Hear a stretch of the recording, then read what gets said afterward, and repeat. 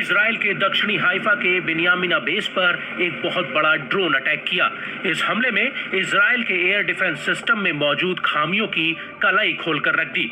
वो इसलिए क्योंकि जिस वक्त ये हमला हुआ उस वक्त इजराइल का कोई भी एयर डिफेंस सिस्टम हिजबुल्लाह के ड्रोन को इंटरसेप्ट नहीं कर पाया और दबे पांव इस ड्रोन ने फटने से पहले बिन्यामिना बेस पर एक मिसाइल फायर कर दी, जिसमें 60 से ज्यादा सैनिक घायल हुए और 4 सैनिकों की जान चली गई।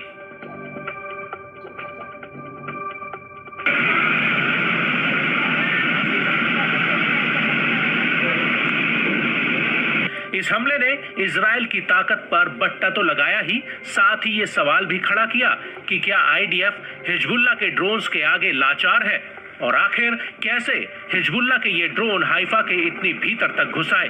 तो आपको बता दें कि टाइम्स ऑफ इजराइल का कहना है कि ये ड्रोन आयरन डोम को चकमा देकर हाइफा में घुसा। न्यूज एजेंसी का कहना है कि हिजबुल्लाह ने जिस ड्रोन को दागा था वो मिरसाद 1 ड्रोन हो सकता है।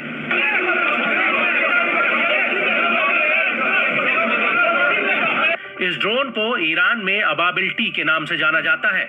आपको बता दें कि मिरसाद 1 ड्रोन 120 किलोमीटर की दूरी तक उड़ान भर सकता है और इसकी रफ्तार 370 किलोमीटर प्रति घंटा तक जा सकती है। ये ड्रोन 40 किलो विस्फोटक ले जाने में सक्षम है और 3000 मीटर की ऊंचाई तक ये उड़ान भर सकता है।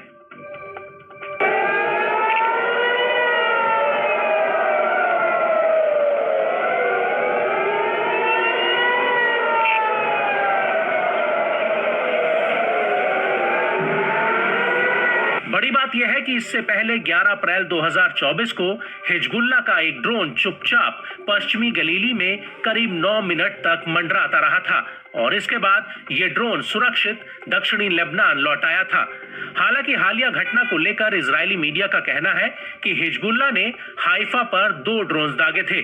दोनों को ही आईडीएफ के रेडार ने चिन्हित कर लिया था। इनमें से एक ड्रोन को हाइफा के तट पर मार गिराया, जबकि दूसरा ड्रोन रेडार से बच निकला और बिन्यामिना बेस पर जा फटा।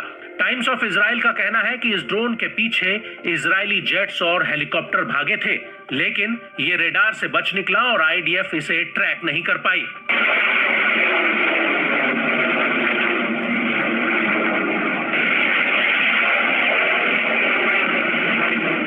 वहीं कुछ जानकारों का कहना है कि इजराइल के एयर डिफेंस सिस्टम को उलझाने के लिए हिजबुल्लाह ने एक साथ कई रॉकेट्स दागे और इन रॉकेट्स के बीच में उसने ये ड्रोन्स भी फायर किए ताकि आयरन डोम इन रॉकेट्स को इंटरसेप्ट करने में उलझ जाए और पीछे से ये ड्रोन हाइफा तक पहुंचे।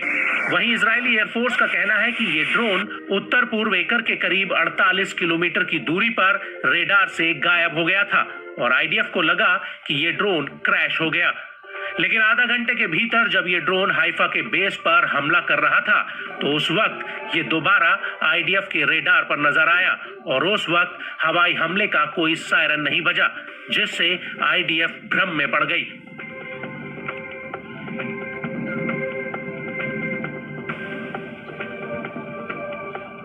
आपको बता दें कि अभी तक हिजबुल्लाह ने इजराइल पर 1200 से ज्यादा ड्रोन्स फायर किए हैं, जिनमें से 221 ड्रोन इजराइल के एयर डिफेंस में घुस आए थे।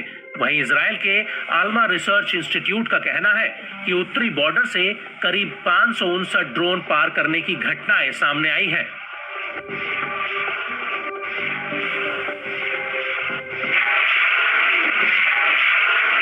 वहीं दूसरी तरफ इसको लेकर तेल अवीव में institute of national security studies के रिसर्चर डॉक्टर येहोशुआ केलेस्की ने बीबीसी को बताया कि इनमें से अधिकतर ड्रोन्स ईरान द्वारा बनाए गए हैं और लेबनान में हिजबुल्लाह को सप्लाई किए हैं।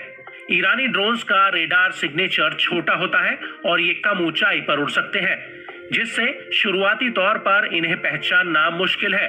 कई बार तो इन्हें पक्षी समझकर एयर डिफेंस सिस्टम भ्रमित हो सकता है। ये बेहद ही धीमी रफ्तार से उड़ते हैं, जिसकी वजह से इन्हें इंटरसेप्ट करना मुश्किल है। ये लड़ाकू जेट की स्पीड 900 किलोमीटर प्रति घंटा की रफ्तार के मुकाबले 200 किलोमीटर प्रति घंटा की रफ्तार से उड़ान भरते हैं।